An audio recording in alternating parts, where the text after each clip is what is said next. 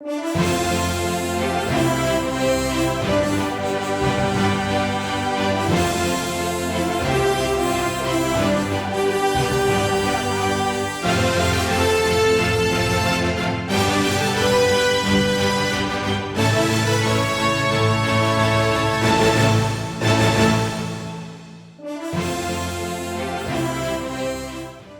¿qué tal?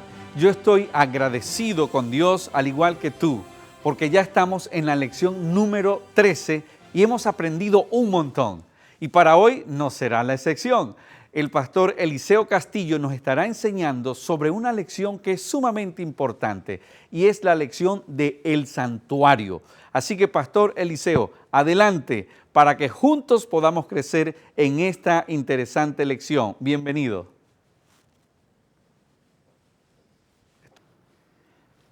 Bendiciones, mi querido hermano. Es un enorme placer volver a encontrarnos contigo.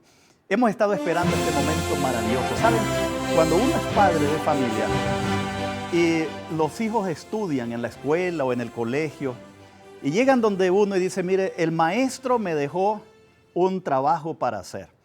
En el caso mío y de mi esposa, siempre nos gustó mucho cuando teníamos que hacer una maqueta con las niñas, porque era emocionante trabajar con ellas, la idea que ellas le daban al usar sus manos, al usar su mente, sus ideas.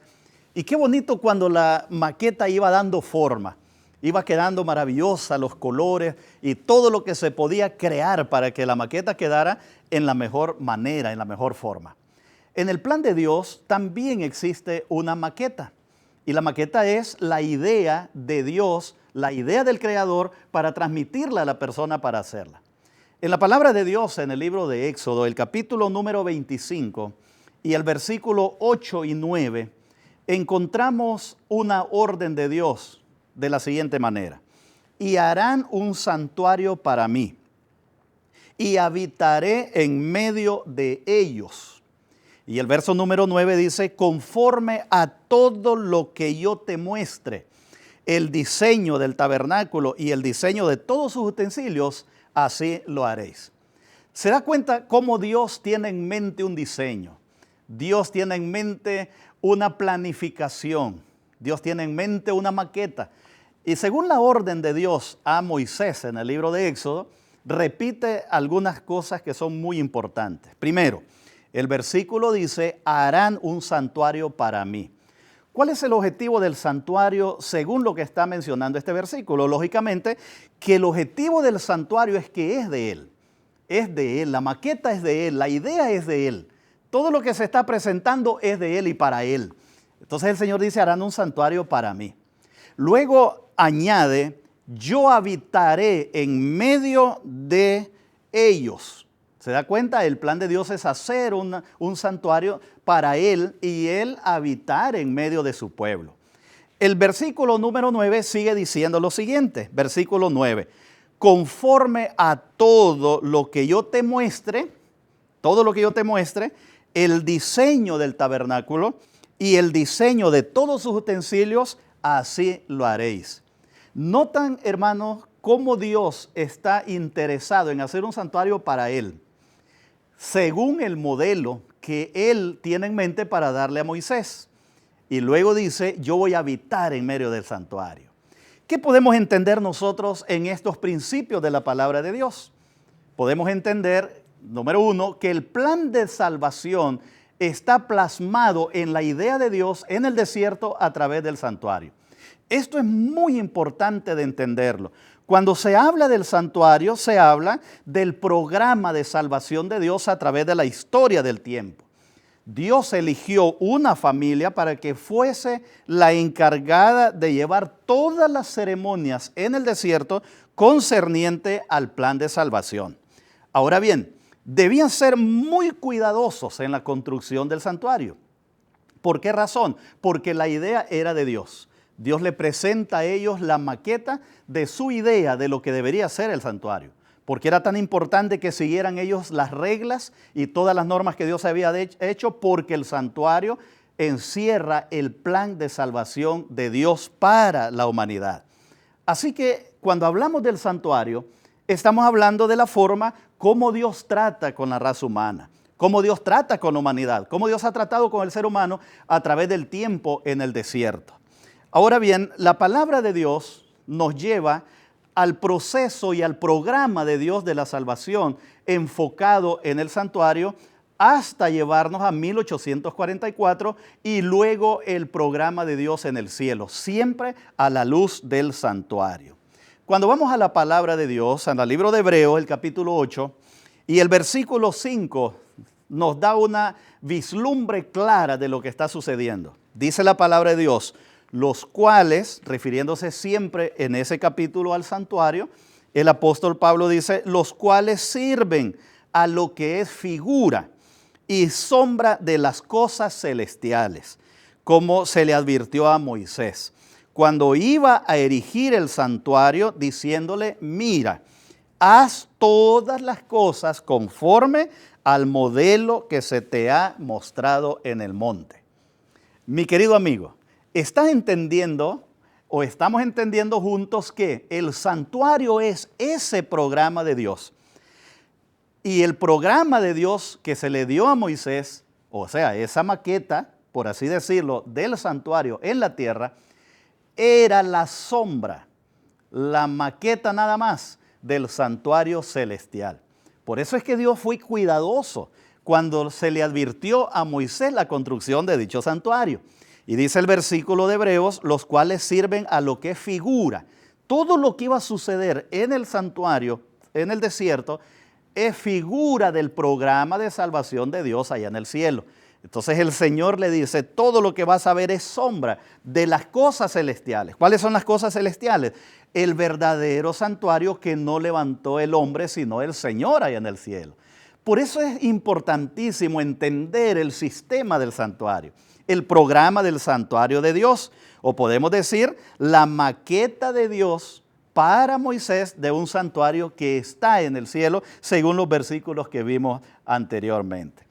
Pero como la lección es de Apocalipsis, que nos habla de la esperanza que encontramos en Apocalipsis, resulta que cuando vamos al libro de Apocalipsis encontramos las siguientes observaciones. En el libro de Apocalipsis, el capítulo 11 y el versículo 19, dice la palabra de Dios así, y el templo de Dios fue abierto en el cielo, y el arca de su pacto se veía en el templo, y hubo relámpagos, voces, truenos, terremotos y grande granizo. Cuando leemos este versículo y leemos otros versículos de la palabra de Dios y hacemos referencia a Apocalipsis, viene la pregunta a la mente, ¿qué vio Juan el visionario en esa visión que Dios le dio? Valga la redundancia. ¿Qué vio Juan en esa visión? ¿Vería un jardín hermoso en el paraíso? ¿O vería un paraíso glorioso o una ciudad gloriosa? No. Lo que Juan vio en esa visión fue el santuario de Dios. Y la palabra lo menciona de esta manera. Apocalipsis 11 y el verso 19. Y el templo de Dios fue abierto en el cielo. Noten, la visión de Juan está centrada en el cielo. Y dice, lo que vio en el cielo fue, ¿qué se veía? Se veía el arca de su pacto. ¿Y cuál es la referencia que usa el arca? Precisamente aquel medio que utilizó su pueblo en el desierto y que lo llevó a través del desierto. Y todos los recorridos que damos en Apocalipsis, cuando leemos Apocalipsis, que está lleno de referencias al santuario. Habla del candelero, habla del altar de los sacrificios, habla del arca del pacto, habla del altar del incienso y habla también de la puerta y el lugar, el trono de Dios en el cielo, haciendo referencia a un santuario. Y para eso nosotros podemos ir a Apocalipsis 1:12, Apocalipsis 8:3, Apocalipsis 11:19, que son los textos que usted tiene ahí para trabajar en este tema. Ahora, mis queridos hermanos, la pregunta fundamental es, cuando hablamos del santuario, recuerde que estamos hablando del plan de salvación de Dios a través de la historia. Ese plan maravilloso, esa maqueta del santuario en el desierto, ya estaba en la mente de Dios porque ya estaba instalado allá en el cielo. Ahora, concluyendo este repaso con ustedes de los versículos de Apocalipsis, cómo el santuario era una sombra del celestial Y acompañándonos en todo el proceso de la salvación y a través del libro de Apocalipsis, podemos afirmar 4 verdades importantísimas. Número 1, hay un santuario en el cielo. Leyendo todos esos versículos de Apocalipsis y todas las referencias que hace la palabra de Dios, podemos afirmar sin lugar a equivocarnos, hay un santuario en el cielo. Número 2, el plan de salvación fue completo presentado a través del santuario. Fue la idea de Dios, ilustrar el plan de salvación a través del santuario. Luego podemos encontrar la lección número 3, Jesucristo ministra en el santuario en favor de la raza humana. Y luego, hermanos, como una lección número 4, cuando hablamos del santuario, encontramos entonces que su pueblo está siendo redimido por la labor de Cristo en el santuario celestial. Y cuando Cristo venga por su pueblo, habrán 2 cosechas extraordinarias. La gran cosecha de aquellos que han servido a Cristo y han entregado su vida a Él. Y desgraciadamente también aquella cosecha de aquellas personas que no hicieron o que hicieron caso omiso a la advertencia de Dios. Mi invitación esta noche para ti mi invitación hoy para ti, tú que estás ahí, que estamos conectados compartiendo esta lección, mi invitación para ti mi querido hermano, haz planes para que cuando Cristo venga, tú estés también en la cosecha celestial. Oramos juntos para pedirle al Señor esa dirección. Querido Padre, gracias por las lecciones del santuario. Gracias por ilustrarnos el plan de salvación en el santuario. Bendice a mi hermano hoy. Bendice, Señor, a esta congregación hoy al participar juntos de este estudio. Gracias por este recorrido en Apocalipsis. Quédate con nosotros siempre, Señor. Danos tu espíritu. En el nombre de Cristo Jesús. Amén. Amén.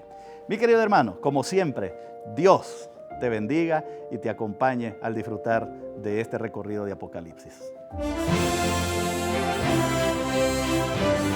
Alabado sea nuestro Dios, porque Él siempre ha querido convivir en medio de sus hijos, en medio de nosotros. Nosotros somos un santuario, como el pastor nos ha mostrado, y Él quiere vivir en el mero centro de nuestro corazón. Yo te invito para que esa experiencia de tener la presencia de Dios en nuestras vidas sea permanente en nuestras vidas. Es lo que yo deseo y estoy seguro que tú también.